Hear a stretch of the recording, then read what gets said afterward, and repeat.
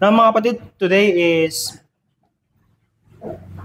our communion Sunday. No? And like I've told you, I've invited you I encourage you to invite your non-Christian friends or even mga nominal friends. Hindi nila naintindihan kung ano ibig sabihin ng Christianity. It's more of a ritual, a system. Yun yung Christianity for them. But that's okay kahit na hindi kayo, walang nag-take heed, walang nag-yes sa invitation nyo. That's okay because Sunday should be a gathering for the believers. And sometimes, Sundays has become a gathering for the non-believers. Yung activity ay kinakraft siya, suited sa taste ng mga believers. That's why yung preaching of the word is very short because hindi siya suited sa taste ng mga believers. But for the believers, I trust na ito yung nagbibigay sa kanila ng kagalakan, ng kasiyahan, at they delight in the Word of God because their ultimate desire is to glorify the God who has saved them, the God who has forgiven them. Gaya ng inawit natin kanina, the God who's opened their eyes na before blind, the God who has loved them sa kabila ng kanilang wretchedness. No? And my goal this morning is based sa ating binasa kanina sa may Mark chapter 2, but we will focus our time sa may last verse, Mark chapter 2 verse 17. And kahit na Christian kayo, sabihin natin na ito ay refresher. It's good from time to time that we go back to this fundamental of the Christian faith. What does it mean to be a Christian? What is a Christian? Pero hindi natin siya marami itong mga kapatid yung topic na yan, yung title na ay maluwang, no? But we will focus in defining, in answering this question based on the text in front of us. Mark chapter 2 verse 17. Na si Jesus Christ mismo ang nagsabi. In verse 17, ang sabi dito, when Jesus heard it, He said to them, those who are well have no need of a physician, but those who are sick. I came not to call the righteous, but sinners. Let's pray muna. Supposedly, ngayon ay meron tayong testimony kasi the first Sunday I asked but hindi sila naka-prepare. And gaya na sinabi ko sa inyo, sa mga members ng BCI, meron tayong kailangan yung sagutan na papel, na questions. Sana masagutan nyo this. Maganda kasi April, oh. Yung mga tayo na walang pasok, it's time for you to reflect and go back to what Christ has done for you. May mga question guide ako sinayin kay Bro and then sis May, send ko na rin sa iba para compile natin. May compilation tayo ng conversion testimony ng bawat isa. Para ready na lang siya na kunin kung kailangan natin na every first Sunday, nandyan lang siya at pwede lang siyang i-bring out. Saka record na rin ng ating fellowship. No? Pero ngayon, wala. But I invite you this time to come to the Lord in prayer. And I will pray maybe a little bit long. Pag-pray natin ibang mga concern. Father in heaven, we come to you again through our Lord Jesus Christ.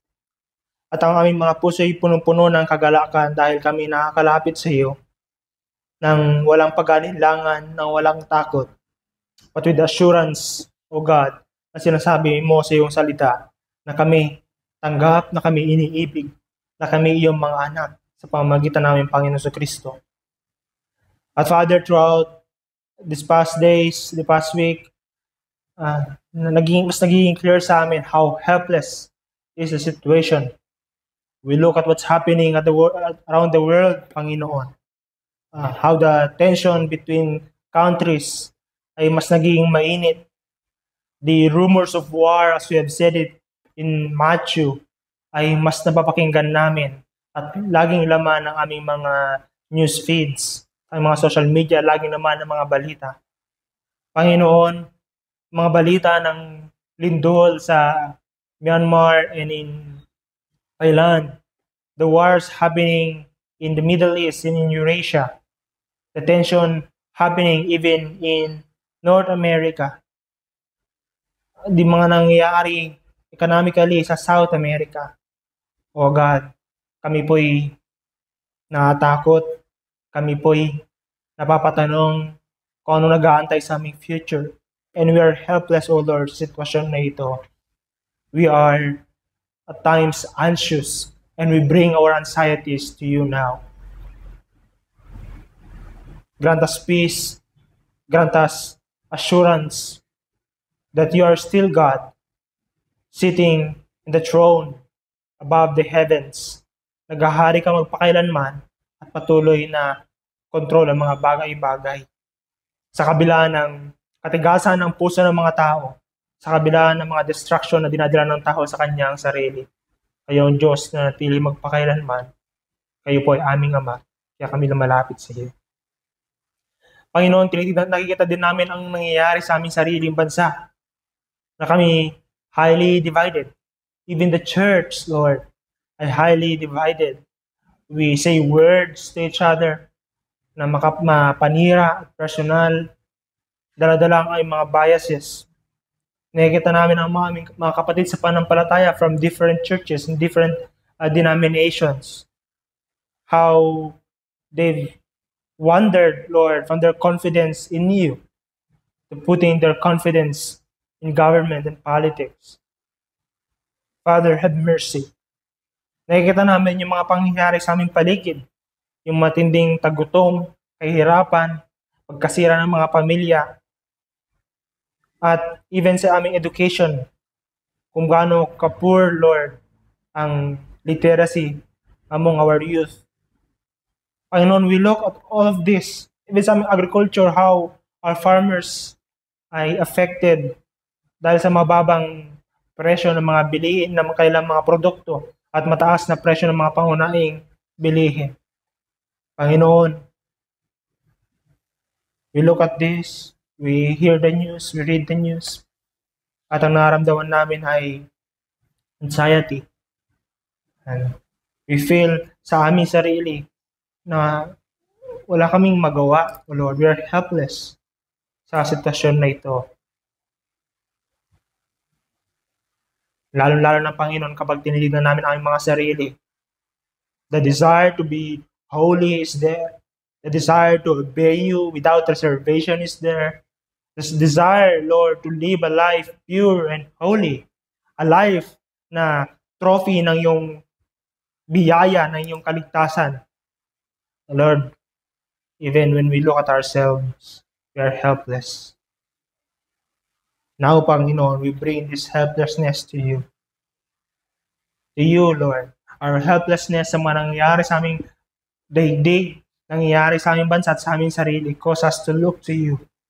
We look to you, O God, who is able to restore things, who is able to tame nations, the proud nations with all their military might. Kayo, O Diyos, ang may kapangyarihan na sila'y patahimikin sa kanilang kayabangan. Kayo, O Diyos, ang may kapangyarihan na mag-reveal ng corruptions na nangyayari, ng crooked systems na nangyayari. Kaya sa iyo kami lumalapit.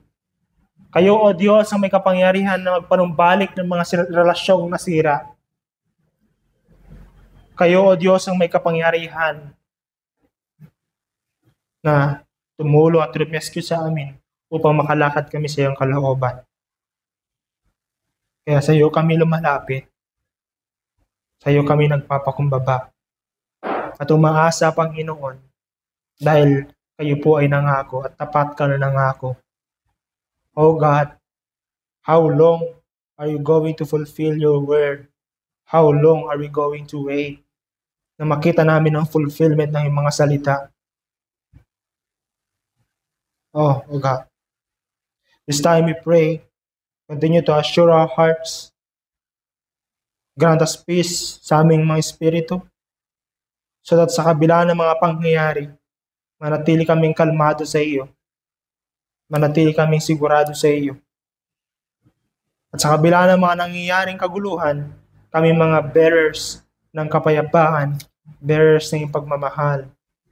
Nang sa gayon, Panginoon, hindi lang kami na narito, even others ay matuto na rin tumingala sa iyo, matuto na rin magpakumbaba sa iyo. For you are our only hope. Thank you, Lord, for hearing our prayers.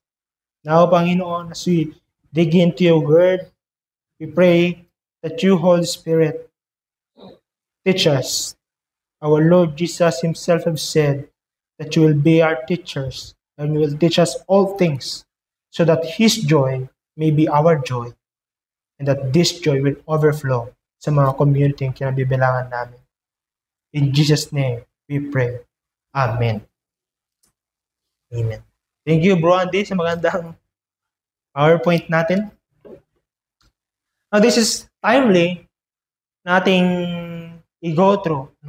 If you're hungry mamaya, ipagkain tayo. I hope you listen well dito sa ating message this morning kasi napakahalaga siya. Sometimes, people don't know what does it mean to be a Christian or who are the Christian. Ang mga Kristiyano sa tingin nila ay mga tao na nagpe-perform Christian activities. Ang mga Kristiyano sa tingin nila ay mga umaawit ng mga kantang makalangit.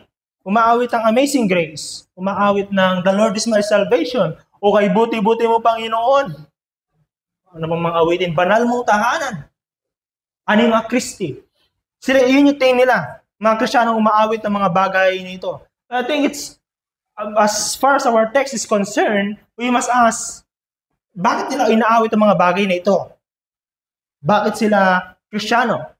And there are many ways the world defines a Christian. They define a Christian as someone, as a good person, na may positive outlook sa buhay. Ang gulo na nangyayari, minsan yung mga Kristiyano na wala na ng mahal sa buhay, positive pa rin ang outlook sa life. May ginotrong some kind of breakup. Hindi lang to sa relationship na romantic, but breakup in relationship, breakup sa trabaho. And yet, these people remains positive sa kanilang outlook. They will even quote Romans chapter 8, verse 28.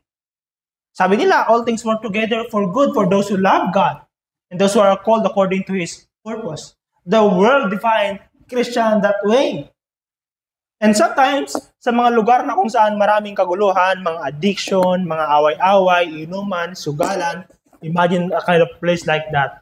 The people there, there's this tendency sa kanila to define a Christian who is na someone na iniwan ang mga bisyo. Wala nang bisyo. Hindi na nag-irilyo, hindi na nagalasing, hindi na nagsisigal, at pinalitan niya yung bisyo sa mga bagay-bagay na spiritual. They define a Christian that way. Or another, someone na who made a decision to believe a person 2,000 years ago. Sa Western na definition yun. Sa West. Kasi hindi na kina-question na nila even yung reality ni Jesus Christ. Kina-question na nila yung personality ni Jesus Christ. That's why they define a Christian as someone who believed this man named Jesus from the Middle East, from Palestine, at pinaniniwalaan niya itong Jesus Christ na ito. That's the Christian, they say. That's the Christian. Mabait? Pag-awayin mo, hindi gaganti. Madaling samantalahin, yun ang tingin nila. But if we are to get what a right definition of a Christian, at walang ibang dapat natin tanungin kundi ang Panginoon ng Kristyanismo, ang Panginoong Jesucristo mismo. So you must ask, yun ba yung definition ng Kristiyano? When you listen to how the world defines a Christian, how the reels in Instagram or in Facebook, in YouTube na pinapanood niyo sa TikTok, yung ba ang definition ng isang Kristiyano? Is that how Christ defined a Christian? At mahalaga yun, mga kapatid. Because if we are to understand the church like this, the church sa ibang mga churches, we must understand first the individual who is part of this group is called the church. Dapat maintindihan niyo yung mga individual. So that magkaroon tayo ng tamang understanding of what is a church. Who are these people anyway? Na every Sunday, magsama-sama at aawitin nila yung mga bagay-bagay, defining themselves as sinners, as rebels, as unworthy. They are professionals. There's someone na when they go to the world, invited sila. May invited ba sa inyo sa graduation ng mga bata? I-invited sila sa graduation ng mga bata, moving up ng mga bata, because they're worthy. And yet, when they come to this church, they will define themselves as unworthy and wretched. Napatanong ka na lang, who are these people gathering, eating bread, drinking wine? Si communion ngayon. Are they merely what society says they are? Panginoong Jesucristo natin defines them in our text.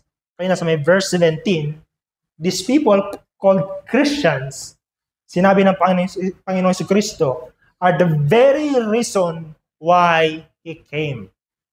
That's it. Doon muna tayo manggaling. They are the very reason why this man named Jesus Christ, sinaselebrate yung kanyang kamatayan at kanyang passion this month, ay naparito. Sabi ng Panginoon Jesucristo, He came for the sick, for those who recognize their desperate condition before God. And this is the message ng ating verse na binasa. So, let's look at how Jesus Christ, our Lord, defined the Christian. Una, the Christian is someone who is sick. He is sick, but is someone na tinawag ni Kristo. He is sick, called and healed by Christ. Nakita natin yan sa message 2 Sundays ago. Yan o, kay Levi. But this is the Christian. Is someone, Jesus Christ said, sick, is someone, is okay. Ang dahilan ko bakit naparito siya para sila ay tawagin. Yan palang maalaman nyo na it's not someone na nag-go through some kind of a curriculum or a process or schooling, but it's someone who is sick na tinawag at pinagaling ng Panginoong Jesucristo. In verse 17, the same verse, Jesus' words reveal na itong mga Kristiyano ito, meron silang condition. And this is a condition sa medical condition. Ginamit ni Jesus Christ yung word na medical sickness. But this disease, this kind of sickness, hindi mild. Hindi siya madaling gamutin, but deep and paralyzing. You've seen that in Mark chapter 2, verse 1 to 12, di ba? Noong nakaraan. The kind of sickness, kung bakit pinatawag ni Jesus Christ, because yung kailangang mahil mo na is this kind of disease na hindi nakikita ng mga mata. Nakikita yung mga manifestation niya. Nakikita yung mga gawain, yung sickness na ito, mga sign. But something deep and paralyzing that no human effort many years ago from the fall of Adam and Eve, wala pa na-cure. No morality, no education, no civilization, no program for self-improvement was able to deal and cure this sickness. And this sickness, according to Jesus, is so deep. Panasis. Kala ko si Raymond kasi ginaganyan ko eh. Pag ginanong ko na Raymond, ibig sabihin, next slide. This kind of sickness, yung una, is so great and so deep that only the Son of God could address it. Imagine that. Gaano kaseryosong sickness na ito. And this must be realized. The Christian realized this. Kaya meron tayong tinatawag na ang Christian, may doctrine na tinatawag na the consciousness of sin. Have you heard this? Ayan. Ganyan sis. Ito na lang ba? Pag ginanong ko, yun. The doctrine of the consciousness of sin. It's very important. It's very important even sa mga nasa medical. No? Hindi ka lang, again, hindi naman tayo pupunta sa doktor kung wala kang nararamdaman. Liban na lang sa mga annual physical exam mandated by those who are in the workplace. Or ikaw mismo kung meron ka naka-schedule. Pero mga tao na normal, mga taong wala namang normal namang hospital, hindi sila pupunta hanggat wala silang nararamdaman. Hanggang wala silang nakikitang abnormalities sa kanilang pangatawan. And the same with the Christian is someone na conscious of this disease Jesus called sin.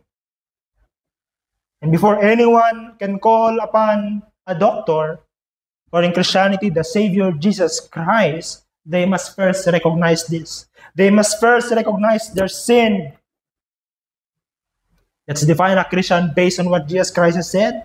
A Christian is not someone who is better than others. Kapatid, you're not here because you're better than others. but someone na nakikita niya ang kanyang tunay na kalagayan, the very condition that Jesus Christ Himself has put into words here, sick. And the awareness of sin is fundamental to the evangelical faith, to the Christian faith. Bagay na hindi nakakuha ngayon, bagay na hindi na pag-uusapan kasi daw yung sin ay nagkukos ng guilt, nagkukos ng shame. Kaya dapat hindi pag-usapan yan. But mga kapatid, Jesus Christ Himself opened this and said that this is the very reason kung bakit siya naparito dahil sa mga taong nagkasala, mga sinful people, mga sick people. And Paul described this in Romans chapter 7 verse 18. You open your Bible there. Romans chapter 7 verse 18. This kind of sickness na meron even ang Apostol Pablo. For I know that nothing good dwells in me, that is in my flesh. For I have the desire to do what is right, but not the ability to carry it out. Even the man called an apostle to the Gentiles, the man respected dahil sa kanyang talino pagdating sa Old Testament scriptures, a Pharisee, he recognized, a moral man at that, he recognized na meron siyang kind of sickness that makes him paralyzed, na hindi magawa yung bagay na sa tingin niya dapat niyang gawin. A Christian then does not simply struggle with sin.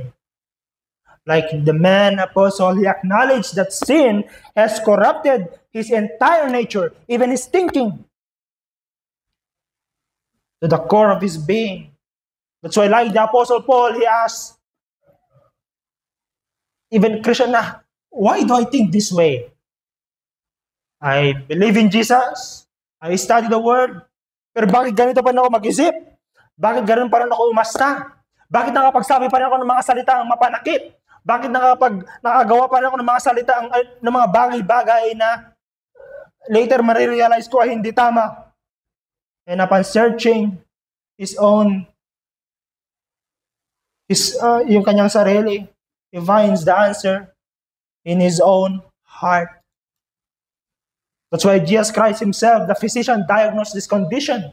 Sabi niya, alam niyo ang dahilan kung bakit nakakagawa ang mga tao ng mga bagay-bagay, pagnanakaw, pagsisinungaling, pangalunya, pagpatay, all those kind of sin na ayaw ninyo. Ano yung dahilan?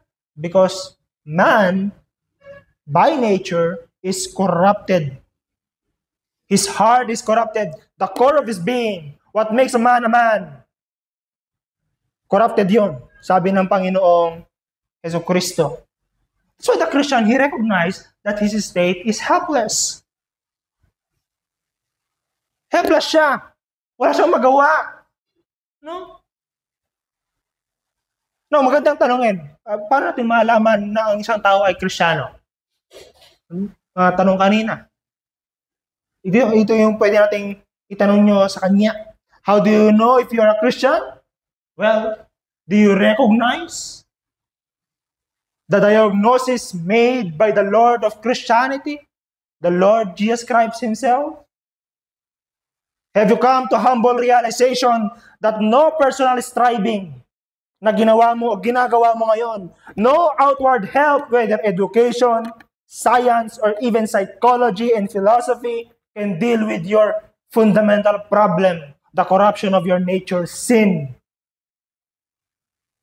Christian then is not someone who merely needs a slight improvement sa kanyang mind, sa kanyang social status, a slight improvement sa kanyang psychological leaning, na lagi ka na lang nagkukulong, kailangan mo lumabas. That's not the Christian. He is someone who sees himself as utterly helpless apart from the physician Himself, Jesus Christ. Na mga kapatid, even the saints of old, be it in the Old Testament, the New Testament, at kahit na yung mga hindi na sa panahon ng biblical times, recognize this condition. Jeremiah, sabi niya, in Jeremiah chapter 17, verse 14, this is a prophet speaking. Not someone a murderer, not someone a drunkard, but a prophet speaking. Sabi niya ganito, heal me, O Lord, and I shall be healed. What do you mean, Jeremiah? You're a prophet.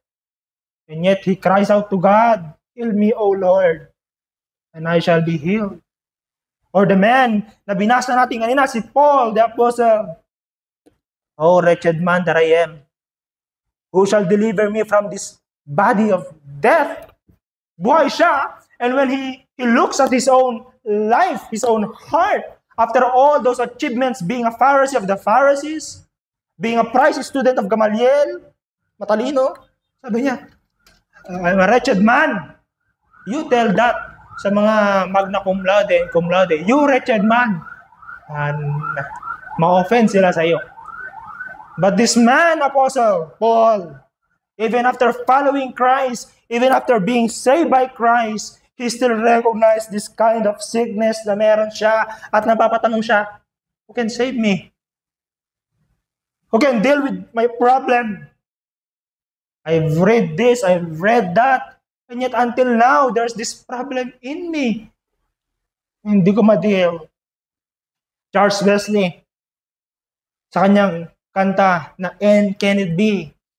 I don't know if you know that song, pero I think nakanta na natin dito. Dinefine niya yung kanyang sarili. Is a minister of the Church of England that time. Sabi niya, I'm a man who's fast bound in sin and nature is night. Fast bound in sin, wala pala dyan. Kasi hindi nakabold. Okay lang sis. Fast bound in sin and nature is night. My nature as a man is dark and corrupted. That's why, mga kapatid, the gospel that we proclaim, the reason why you are here if you're a Christian, is something offensive. It's an offense to the self-righteous, gaya na nakita natin doon sa mga past Sundays sa ating pag-aaral. The acts na ginagawa ni Jesus Christ ay something na offensive sa mga Pharisees and Sadducees. The message is offensive to those who believe in their own righteousness. The moral man, the educated man, the philanthropist. Pag ipoproclaim nyo sa kanila yung gospel, offensive talaga, mga kapatid. No? Even to the religious person, may reject the idea na kailangan nila itong gospel na ito. Because they are not drunkard. They are not rapists. They are not drug addicts. They are not criminal. They are not prostitute. That's why when Paul, the apostle, after all those years of ministry, proclaiming from the educated, the uneducated, sa bata, sa matanda, sa mayaman, sa mahirap, sa religious, sa hindi religious, after all those ministry, he come to this realization that the message that he is proclaiming is something offensive.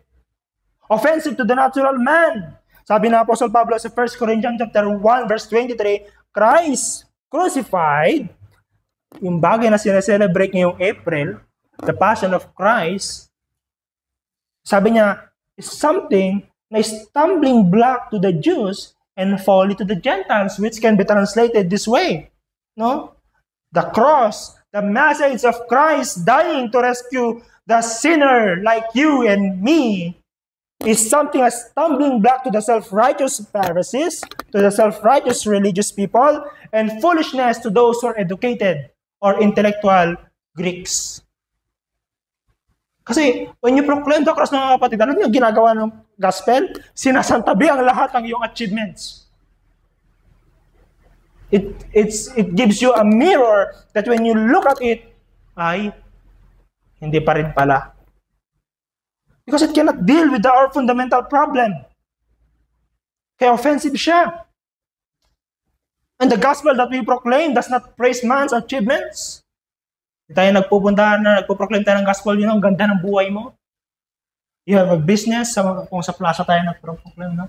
Or nakapag-aral ka, nag-aaral ka, pag-estudyante, and yet may kulang sa buhay mo. We don't proclaim the gospel that way. Hindi natin sinasabi na magandang buhay mo pero may kulang. No! Regardless of what you have finished, the gospel tells us Christ crucified. But because kahit na ilan na natapos mo, nagawa mo sa buhay mo, the only hope that you have is Christ crucified. The gospel declares to all humans that all our efforts have failed.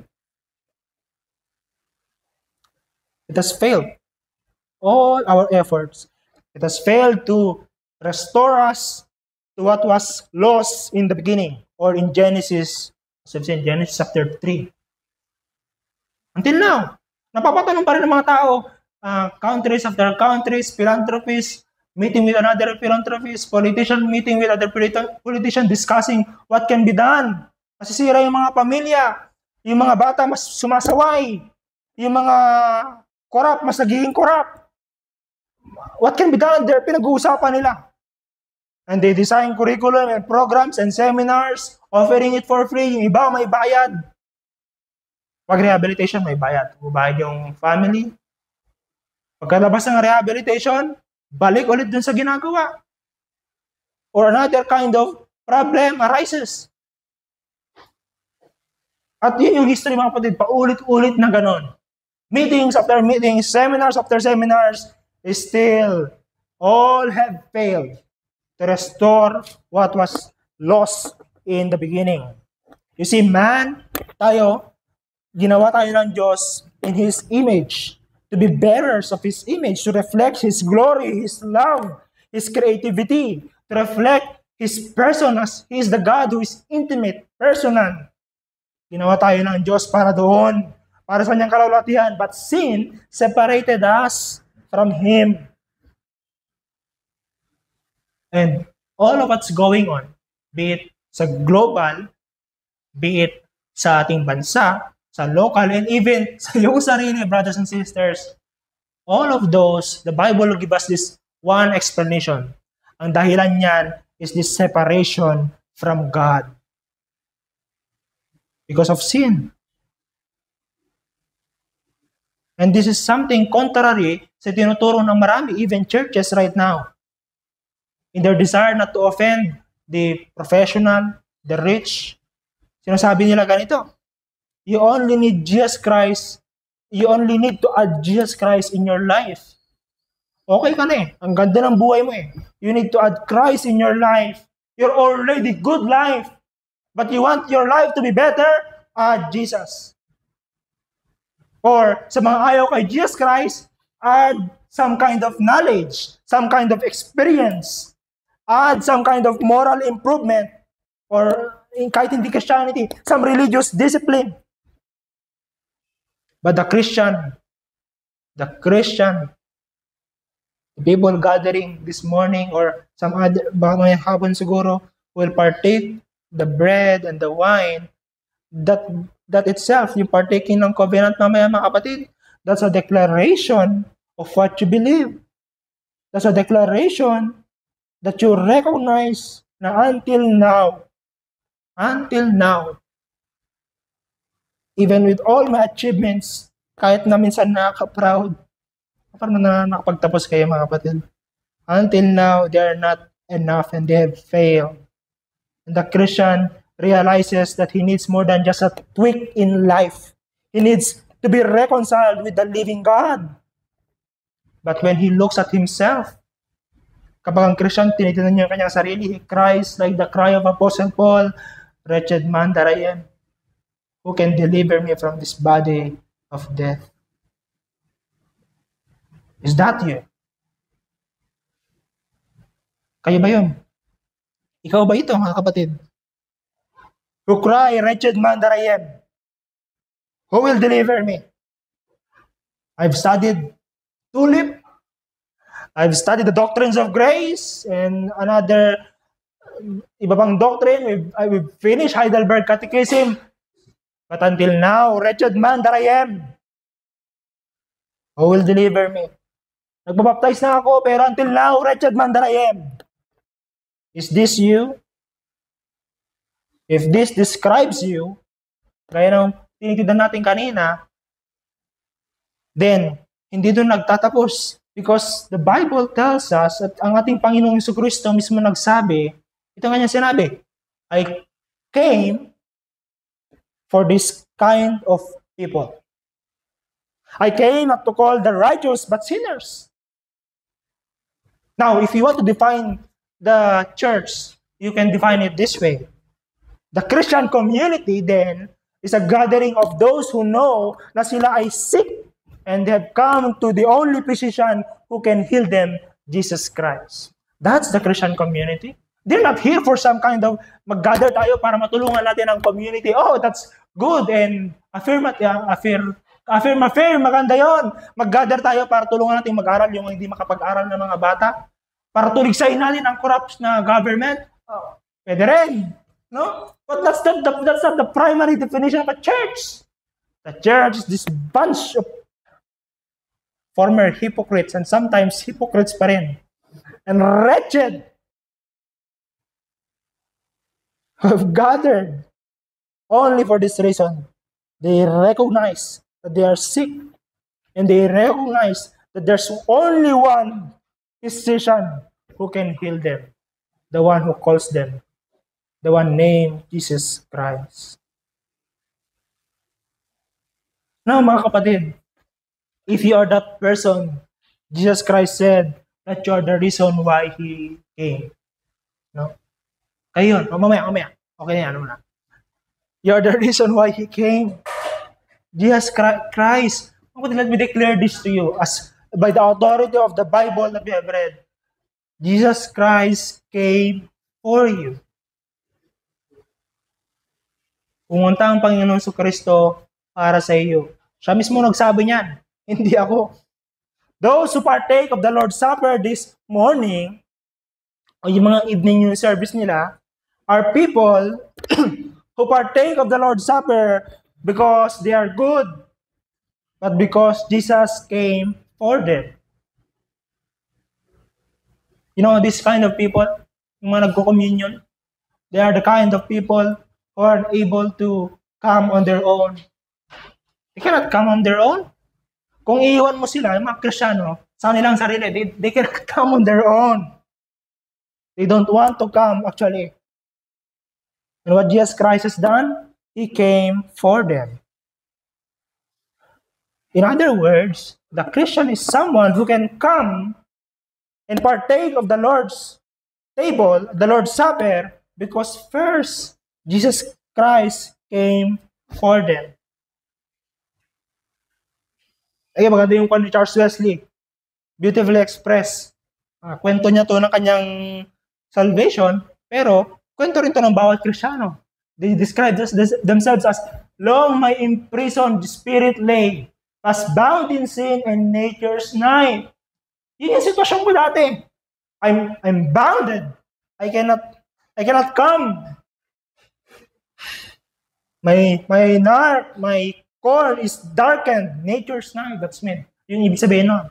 But what Christ has done, anong ginawa ng Diyos? Thine eye diffuse a quickening ray, nagising ako, and the dungeon, yung kulungan ko na puno ng liwanag, yung aking kadena ay nawala, napigtas.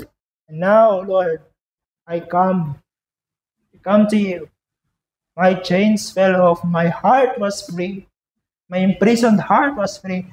I then rose and went forth and followed you.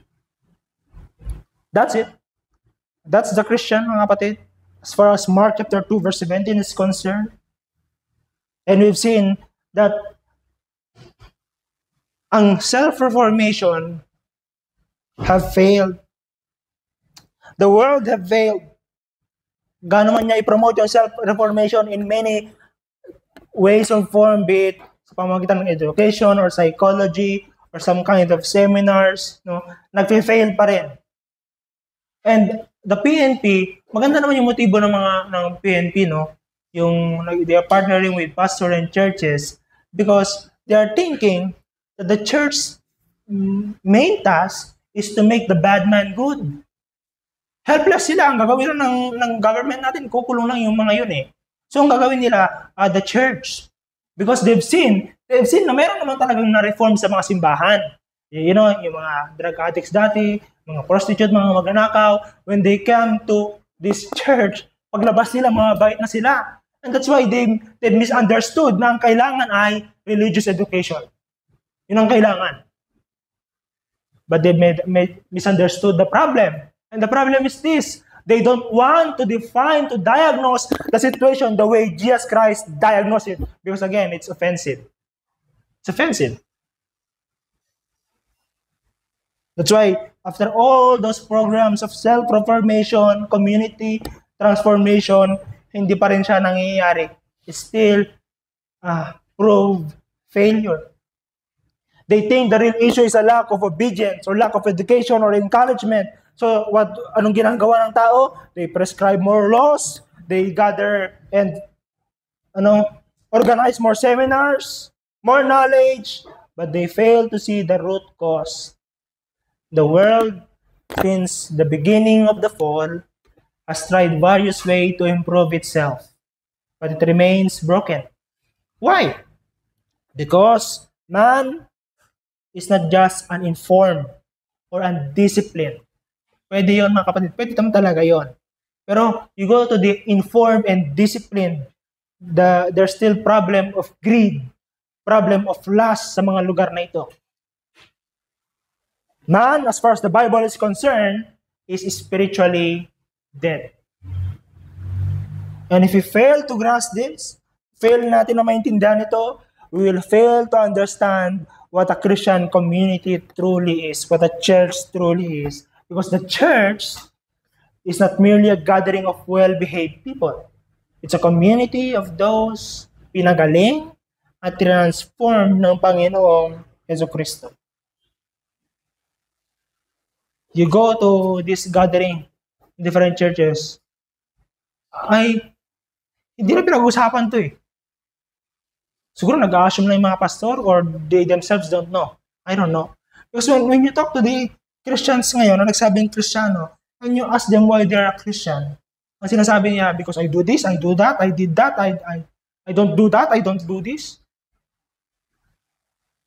They fail to grasp that they are Christian first and foremost because of this physician named Jesus Christ, who has healed them from this incurable disease called sin. So brothers and sisters, a right understanding of what a Christian leads to a right understanding of the nature of the church. You define the Christian, you know kung ano yung simbahan. Which also will shape how we do ministry. Which will shape how we reach the lost. When we reach in the lost, hindi lang yan kulang ng pakape. Hindi yan kulang ng some kind of nudge, religious, natulak. Hindi. Kailangan niya si Jesus Christ. And having seen who we are before God, and what Jesus Christ has done for us, having seen who you truly are before God, and what this physician named Jesus Christ has done for you, what is your reaction? What is your response? The true Christian rejoices and filled with gratitude. That's why you can see people, those who are talagang na-transform na at na-regenerate at na-convert sa Panginoon sa Kristo. Kahit na matataas na yung natapos nila, I'm glad naka-encounter ako ng mga kagaya nila. People are recognized, well spoken of sa iba't ibang mga communities, ni-respeto. And yet when you talk sa kanila, pagkausap nyo sa kanila, there are people who seem to give me this impression na hanggang ngayon, wala pa silang nagagawang maganda. And the reason that they are there, kung nasaan sila, dahil sa ginawa ng Panginoong Jesucristo para sa kanila. Spurgeon made the praise, while others are rejoicing at their achievements, rejoicing at their credentials, let me be before the foot of Jesus Christ and wonder and marvel na ako'y ligtas, na ako'y magaling na ako'y may buhay na walang hanggan. Now, even if you're a Christian, I would like to ask you this question. Do you see your need for Jesus? Do you recognize na seryoso ang iyong kondisyon? If so, come to Christ, the great physician, and receive the healing only He can give. For He Himself have said, I came not to call the righteous, but sinners. Let's be silent for a moment and think of this, the implication of this message for you personally.